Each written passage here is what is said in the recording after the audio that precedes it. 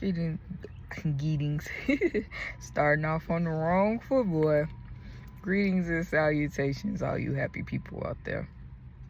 Today is Wednesday, the last day in January in the year of 2024. I pray you all are having a good day. If you're not having a good day, I pray it gets better. I pray that we all remember how much of conquerors we are, even when we don't feel like it. I pray you're making good decisions. I pray you know I'm praying for you. I don't really have a set topic for today. My mind is all over the place. I had like a mini breakdown yesterday because I lost my driver's license. And it wasn't even lost. You know how you can set yourself up in so much of a panic thinking that you lost something or thinking that you did something wrong, just to turn around and find out that that's not the case. And once you calm down enough, you see that everything is not necessarily where it needed to be, but in a place where you didn't have to worry about it. Like even with job security, say you have one of them incidents where you get into it with your supervisor or something, and you say some stuff you really didn't want to say, and you go home and you toss and you turn like, I know I'm finna get fired or whatever.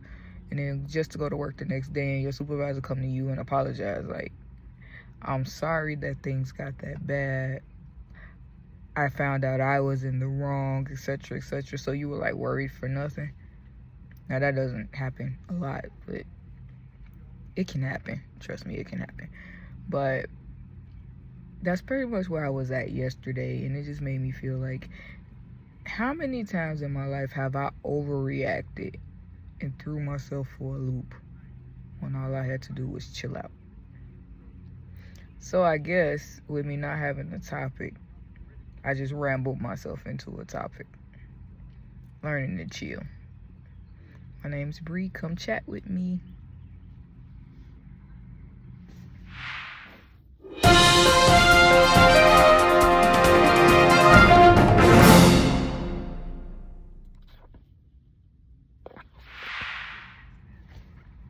Welcome back. Welcome back. Welcome back. I'm just playing. But yeah, so learning to chill. I'm the family worrywart. I'm the one that anytime something bad happens, I'm the one that everybody just expects to have the catastrophic breakdown and stuff. My mom was in a car accident when I was like 12, and everybody just knew I was finna just lose it, and I did, but she ended up being okay, thank God.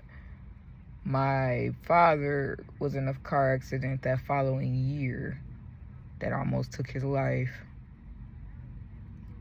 and everybody just knew I was gonna lose it then, which I did, but thank God he's all right.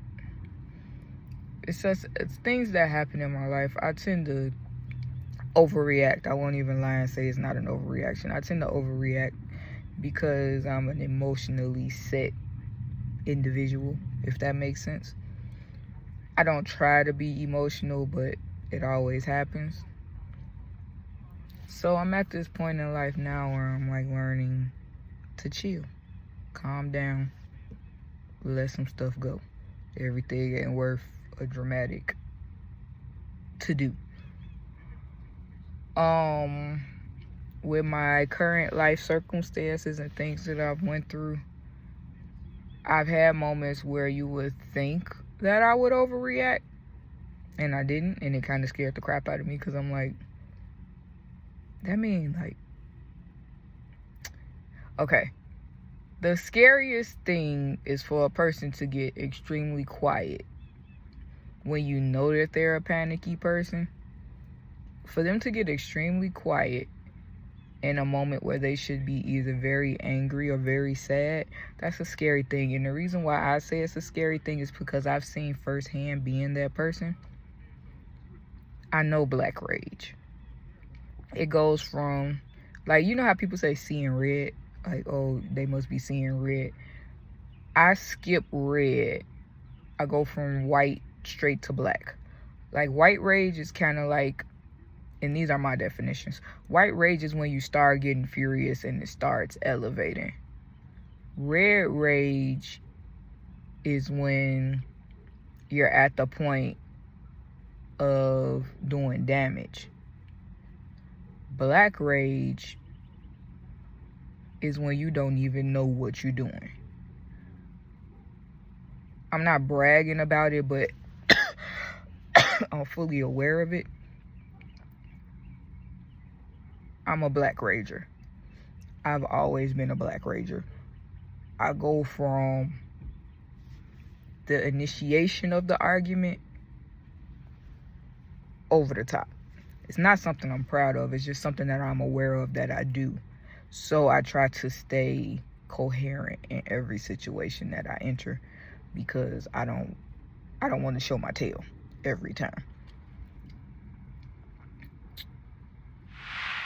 So coming back in, sorry I had to go back to work. I'm off of work now, but yeah, when it comes to rage, I do my best to stay away from it, not have to go through it, because this is where it comes with picking and choosing your battles. Because once you know your tendencies, once you know that sweet spot that ain't really so sweet, it would be best, not just for you, but for whoever it is that you're in this heated moment with, it would be best to try to counter it to avoid a horribly adverse reaction. Same thing goes not just with it's not just with anger, with fear, and with excitement. It's not really excitement, but panic and worry and stuff like that. I had a moment today, actually, while I was at work, and it sent me into a full-blown panic attack. And the worst thing, this has happened to me before. This is why I'm going to say what I'm going to say. The worst thing that can happen to somebody is having a panic attack in the middle of doing something where you can't afford to have a panic attack. I was literally in the middle of taking care of a patient while trying to fight a panic attack at the same time. I work in dialysis, so I was unhooking needles out of their skin while fighting a panic attack at the same time. I'm standing there praying like, Lord, we can't afford this one. Not right now. Not today. Not right now. Like, literally, I have this man's life in my hands. I can't afford this. So it took a lot of praying and a lot of talking to myself in my head and out loud. Don't get me wrong, I still had the panic attack, but he wasn't affected by it. Learning to control emotions is not something that happens overnight. It's not something that happens days, hours, weeks. One therapy session is not going to help with it. And then again, it might. You might be led and guided by God to like see what you need to see, and it fixes it. It ain't happened that way for me because I still haven't fully tackled, what it is that I'm trying to tackle with my emotions. I don't want to be perfectly emotionally stable, but I'm working on being fully aware of what I'm feeling when I'm feeling it, because I don't like what happens when I don't have time to respond and I feel the need to react. I don't like what happens. It's not a good sight.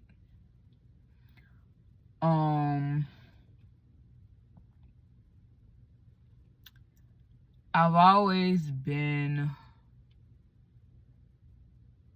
in being the type of person that's extremely emotional. I've always been insecure with it because everybody doesn't receive emotions well. So it's sitting there like, I'm not good when people start crying. I feel like so awkward. I'm like, what do I do? Some people don't feel, what do I do? They feel, can you shut that up? I ain't got time for that. Some people are not emotionally, they're not in touch with their emotions. So therefore they can't be in touch with your emotions or anybody else's emotions for that matter. Empathy is not their strong suit. So I run into many people like that in life. So it's like, I would be having these emotional breakdowns and they'd be looking at me like, what you doing? Get up. It's not that serious.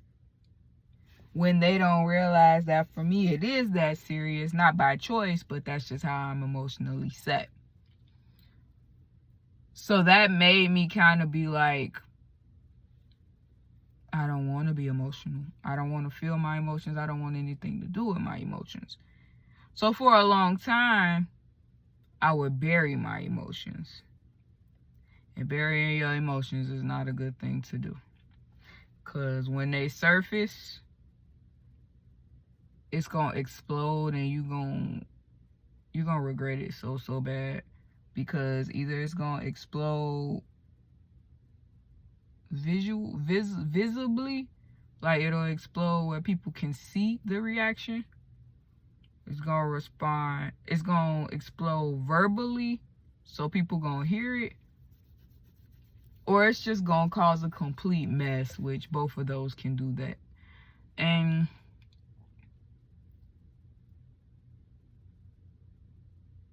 I've dealt with enough complete messes in my life caused by myself to where I no longer want to deal or feel that way.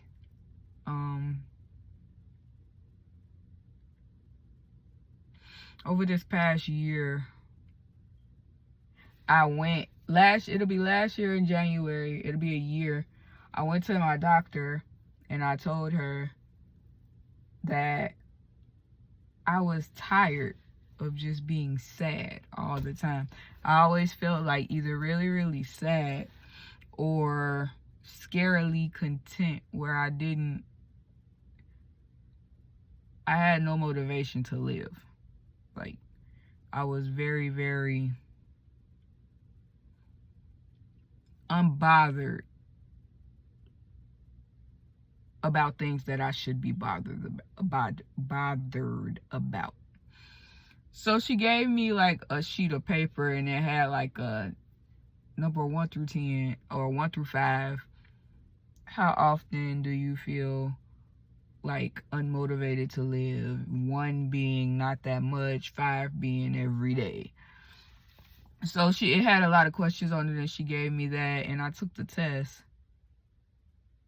And she was like, have you ever been diagnosed with depression? I was like, yeah, I was diagnosed with clinical depressive disorder in 2017. She's like, have you ever done anything about it? I did therapy a few times, but that was it. Did they suggest anything else? No.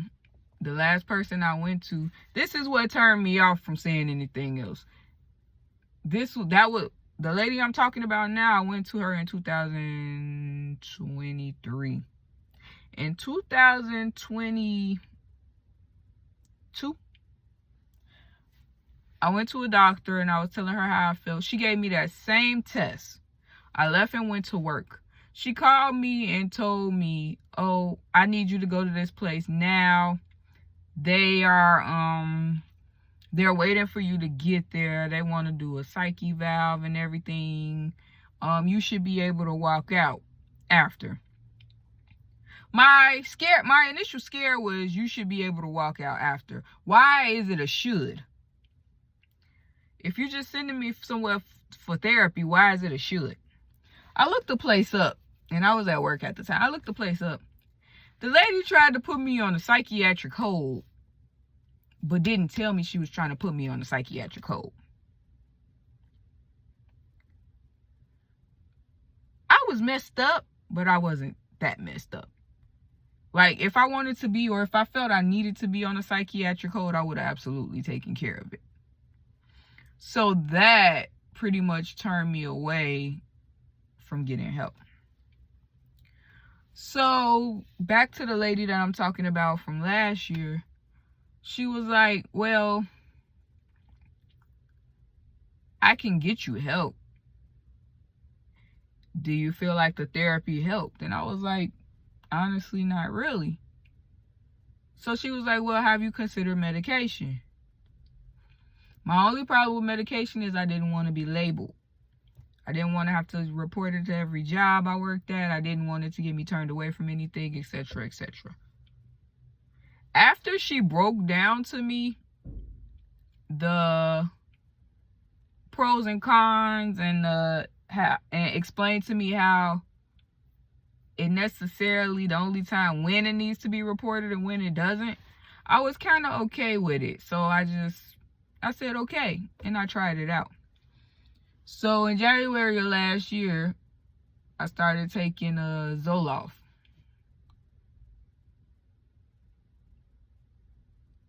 Let me just say, there are doctors on earth for a reason. So a lot of times, being a Christian, you'll be told to pray about it first and make sure that you haven't taken God out of the equation. That's important to do, especially as a Christian. If you're dealing with battles of the mind, you need to make sure you're seeking God and going forth and making sure you're praying and seeing what he's telling you to do.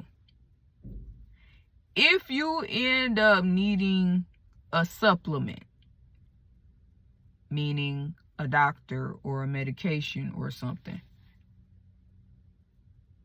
as long as you are still keeping God first, do not feel embarrassed or ashamed that you need that supplement. Because when I tell you, being put on Zoloft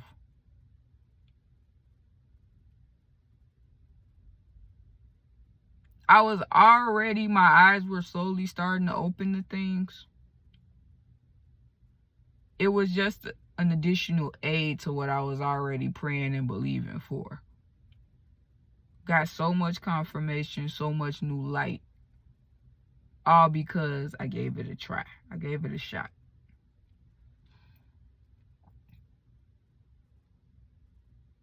I still read my Bible every day.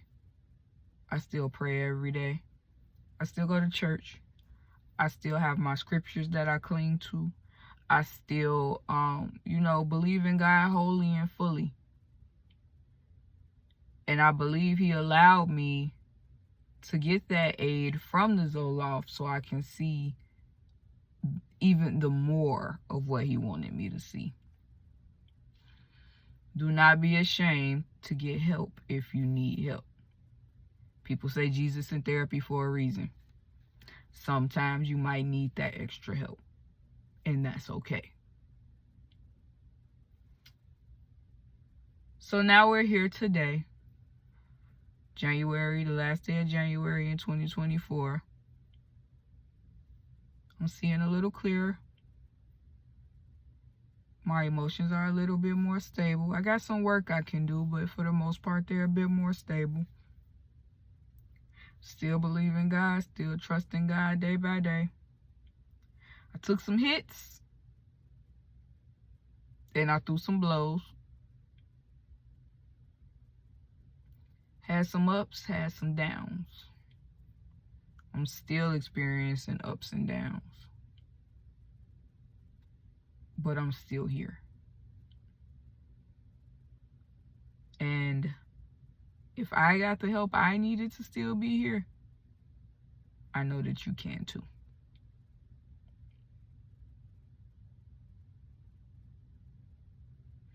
Continue to keep your hope and trust in God. Continue to press forward. Continue with your positive confessions of being more than enough, of being a conqueror, of God being more than able, and of anything else that you're believing Him for. You can do it, and I know you can do it because I did it. And He'll help you through it. And I know He'll get you through it because He got me through it. And He's still getting me through it. Be encouraged. Be at peace. And receive all the love and kindness that God has for you. That's all I got for y'all today. Like, comment, subscribe, and share with a friend. I think I got it right. Like, comment, subscribe, and share. Man, it's been a long day, y'all. I'm trying. Be encouraged. Be happy. Speak prosperous things over yourself. And most importantly, make good decisions. And even most importantly, love Jesus because He loves you. And I love you. And I'm praying for you. My name is Bree. Thanks for chatting with me.